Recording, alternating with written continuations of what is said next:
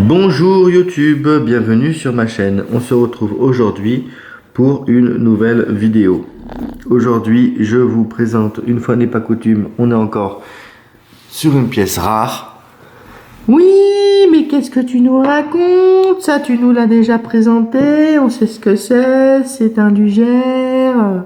Tu nous as déjà fait voir ça, gna gna gna gna gna. Tu te répètes? Bah oui, mais non. Bah oui, mais non. Aujourd'hui, je vais vous parler d'une arme extrêmement rare, mais pour le coup, vraiment extrêmement rare. Je vais vous parler du Lugère P06 en calibre 9 mm Parabellum. Ouais, qu'est-ce que tu racontes? Ça n'existe pas. C'est du 7,65 bouteillé. Bien sûr que ça existe. Alors, c'est très rare. Effectivement, le Lugère P06, je sais pas pourquoi, quand on va chercher des informations sur le Lugère P06 sur Internet, on tombe systématiquement sur la tuerie de Chevaline. Un fait divers qui s'est passé en Savoie avec un cum sa famille qui s'est fait dessouder avec un P06. Et à chaque fois qu'on va chercher des infos sur le P06 sur Internet, systématiquement, tuerie de Chevaline. Alors je sais pas, bientôt, les merdias, si je cherche des infos sur la Kalash, est-ce que je vais avoir en première page de recherche le Bataclan, je ne sais pas. Non, parce que je veux dire, à la limite, je comprendrais. À la limite, je fais des infos, je veux dire, je comprendrais, ce serait presque logique. Du coup, si je vais chercher des infos sur le FAMAS, est-ce que j'aurai l'info que, je sais pas, que François Hollande en a filé 30 aux djihadistes? Non, bon. On s'égare. Non, mais du coup, c'est quand même chiant en fait de chercher des informations sur les armes, sur des objets, et d'être immédiatement ramené sur des faits divers. Voilà, c'était juste le petit commentaire de passage. Bon, sinon, le P06, effectivement, normalement, à la base, il a été utilisé par l'armée suisse, d'accord ? Donc, dans un premier temps, je vais vous raconter très très brièvement l'histoire du P06. Et dans un second temps, je vais vous parler de ce pistolet. Ce pistolet, en fait, la présentation était un peu compliquée puisque je dois vous parler un petit peu du Lugère P06 et je dois aussi vous parler forcément du P08. Donc je vais faire extrêmement court en fait pour vous expliquer finalement le pourquoi du comment de ce pistolet. D'accord ? Je vais essayer de faire assez court sur l'histoire P06 et je vais axer ma présentation sur les différences entre ce pistolet et le P08 que vous connaissez. Voilà, donc on parle du Lugère P06. En réalité, c'est le Lugère 1900-1906, d'accord, inventé par Georges Lugère. Il a été fabriqué donc par la DWM, Deutsche Waffen Munition, en Allemagne. Donc,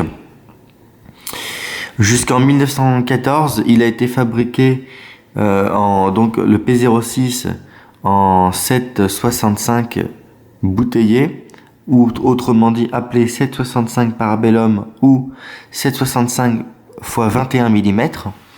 Il a été fabriqué précisément à 15 215 exemplaires.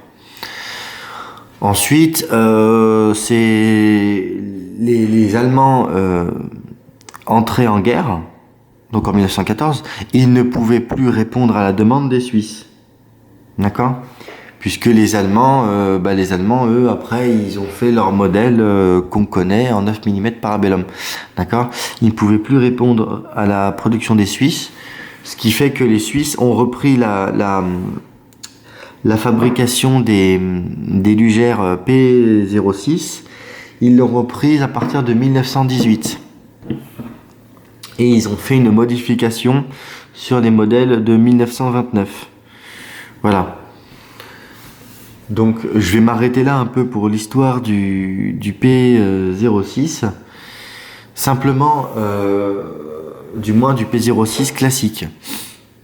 Alors les Allemands, eux, comme je vous ai expliqué, ils sont passés sur le lugère P08. D'accord? Le P08 en calibre 9 mm Parabellum. Mais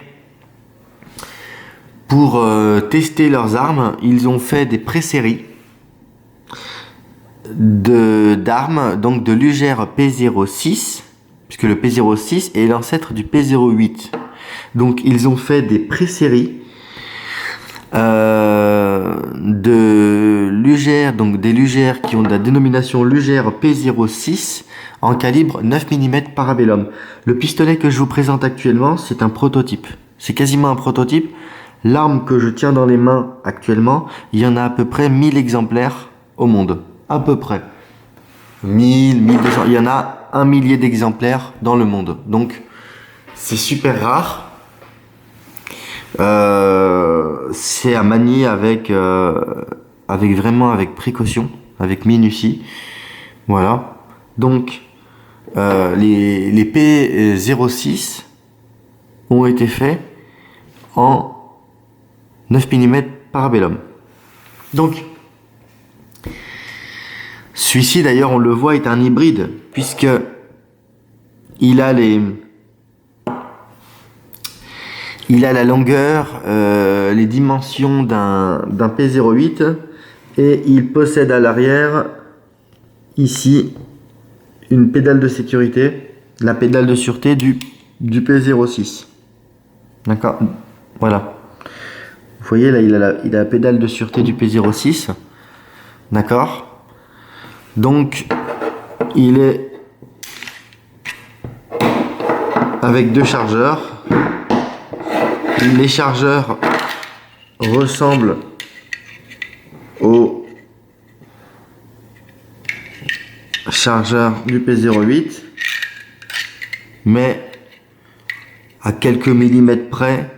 Généralement, ça se joue pas de grand chose, mais il faudra faire une petite modification pour mettre les chargeurs dans l'arme. Alors après, il y a certains chargeurs qui peuvent peut-être rentrer, des chargeurs on va dire de P06, parce que ça pour le coup c'est un P06, hein. Et les chargeurs peuvent rentrer dans les armes, mais je crois que ça se joue à chouïa de millimètres près. Ça peut on va dire que c'est quasiment interchangeable à condition de faire des fois des modifs. Voilà. Sur certains chargeurs. Voilà. Ce que je vous dis n'est pas une science exacte. Il n'y a que 1000 exemplaires au monde. Donc l'interchangeabilité avec un P08, et je ne l'ai pas essayé. Voilà. Donc, je vais vous parler des spécifications maintenant, des différences entre le P06 et le P08, puisqu'il y a des différences en fait, hein. Il a effectivement la longueur d'un P08 classique. D'accord ? Il a également la capacité de chargeur du P08. Donc on est sur 9 coups. D'accord ? Mais il a des petites spécificités différentes internes à son mécanisme. Alors, déjà, première différence. Comme je suis un utilisateur tout à fait dangereux, l'arme elle est chargée, vous vous en doutez. On a déjà contrôlé auparavant, il n'y a rien dedans. Voilà, bon. Quand on met la culasse en arrière, d'accord, la genouillère en arrière, donc comme ceci. Là, vous avez la genouillère en arrière. D'accord ? Sur le modèle P08 classique, lorsque vous retirez le chargeur, la genouillère ici, elle reste en arrière. Sur ce modèle-ci, lorsque l'on retire le chargeur, Comme vous pouvez le constater, la genouillère, elle repart en avant. Voilà. Ça, c'est une des spécificités. D'accord. Autre spécificité, le fait que justement, donc, d'avoir la pédale de sécurité. Là, on ne peut pas percuter. D'accord? Il faut appuyer sur la pédale de sûreté pour pouvoir percuter l'arme. N'en déplaise donc à la Fédération française de pédérastie et tous les autres guignols. Là, comme vous le voyez, j'ai des munitions dans mon chargeur. Il est super dangereux en plus. Il présente ses armes avec des munitions sur la table, et même dans le chargeur. En fait, c'est des munitions de manipulation. D'accord? Il est hors de question, vous m'entendez bien, il est hors de question exclu, cette arme étant, on va dire, une arme plus que de collection. C'est une arme qui a été produite à 1000 exemplaires dans le monde, qui était en guise de prototype filé à quelques soldats pour essai sur le terrain. Il est absolument exclu que je percute cette arme à vide. Donc, n'en déplaise à tous les hommes, pas fait. Pour vous montrer un peu la percussion de cette arme, je vais la percuter avec des munitions qui sont bien sûr des munitions de manipulation. Donc on ne peut pas, comme vous le voyez, percuter l'arme sans appuyer sur la pédale de sûreté. On doit appuyer sur la pédale de sûreté et tac, percuter. Autre différence que je vais vous montrer sur cette arme, donc sur le P06, on va dire en 9 mm parabellum par rapport au P08, d'accord, qu'on peut finalement, on peut quasiment considérer même, j'ai envie de dire même qu'on doit considérer comme une pré-série finalement de ce qui deviendra le P08, au niveau donc de la sécurité, donc de la sûreté. Si vous avez le doigt appuyé sur la pédale de sécurité ici, vous ne pouvez pas enclencher la sûreté. Et c'est normal finalement. C'est normal. Lorsque vous enclenchez la sûreté, attendez, j'essaie de vous montrer. Regardez. Voilà. Donc, lorsque vous enclenchez, j'essaie de vous montrer à l'arrière, c'est super intéressant à voir ça. Lorsque vous enclenchez tac, la sûreté, celle-ci vient se loger à l'arrière de la pédale de sûreté, la mettant complètement en arrière en fait. Regardez. Je vais appuyer un petit peu sur la pédale de sûreté et je vais mettre en même temps. Tac, vous voyez, il y a une petite barre, un petit cran qui vient se loger à l'arrière pour vraiment mettre la pédale de sûreté ici. Je vais essayer de vous montrer. Voilà, on retire la sûreté, vous voyez. Et là, non seulement la détente, une fois qu'on a mis la sûreté, d'accord, non seulement la pédale de sécurité à l'arrière est bloquée, mais aussi la détente, tout le mécanisme est bloqué. Voilà. Ça fait partie forcément des petites différences au niveau du mécanisme de ce pistolet. Voilà, donc qu'est-ce que je peux vous dire d'autre sur cette arme? Alors, je vous avais expliqué sur la vidéo ou le banc d'essai du P08 artillerie. Je vous avais expliqué comment vérifier si une arme finalement était apte au tir de munitions manufacturées pour un P08 de munitions manufacturées modernes du commerce, ce qui est le cas d'un certain nombre de pétards, hein. Sur celui-ci, on va faire l'essai.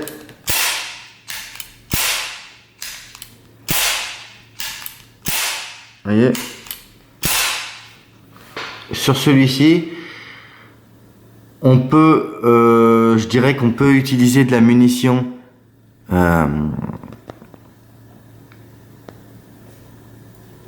manufacturée, mais vu la rareté de l'objet, parce qu'il y a ça aussi à prendre en compte sur ces armes-là, sur celui-ci, on le voit, le ressort est assez dur. Le ressort est assez dur pour pouvoir supporter une charge manufacturée. Cependant, on est sur un pistolet qui est quasiment à l'état de prototype, d'accord? La personne qui possède ce pistolet, elle ne le possède pas pour faire du tir sportif. Elle le possède pour la collection. Voilà.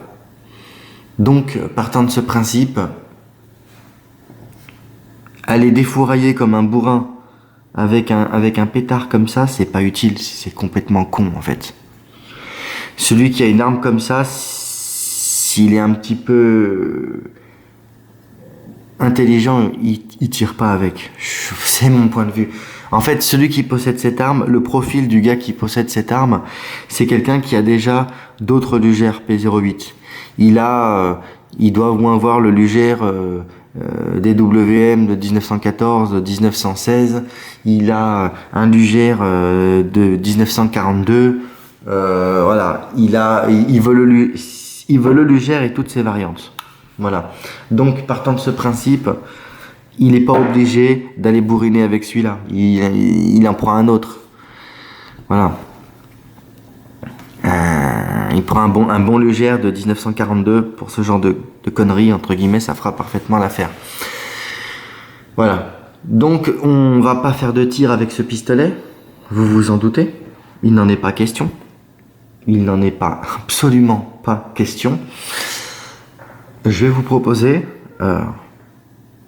pour pouvoir entendre le bruit de la culasse, pour pouvoir l'entendre, du tir avec des munitions très dangereuses, des munitions qui seront bien sûr en dotation au sein de la Fédération française de tir, c'est-à-dire des munitions de manipulation. Voilà. Donc, on introduit le chargeur. On s'imagine sur le pas de tir.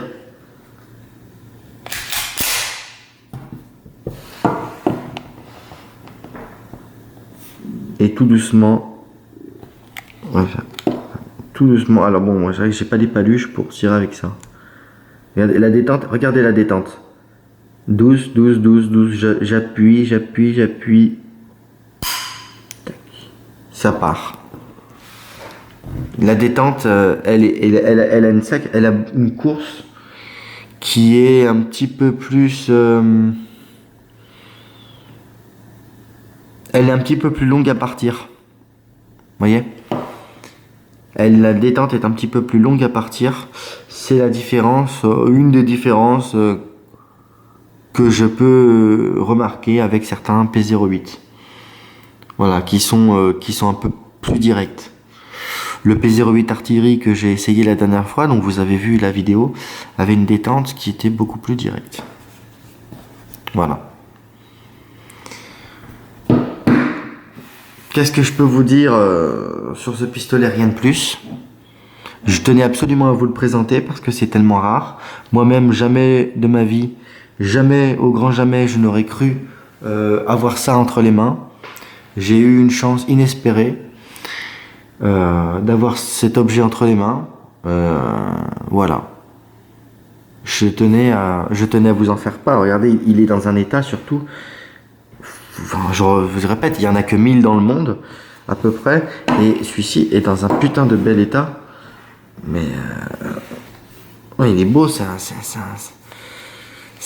un bonheur d'avoir des trucs comme ça dans les paluches. Bon, j'espère que cette vidéo vous aura plu. On se dit à la prochaine pour une nouvelle vidéo. On va aller toujours plus loin, on va faire toujours plus fort. Je vous en dis pas plus.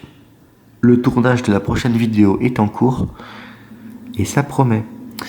J'espère que vous allez passer une bonne semaine, que cette vidéo vous a plu.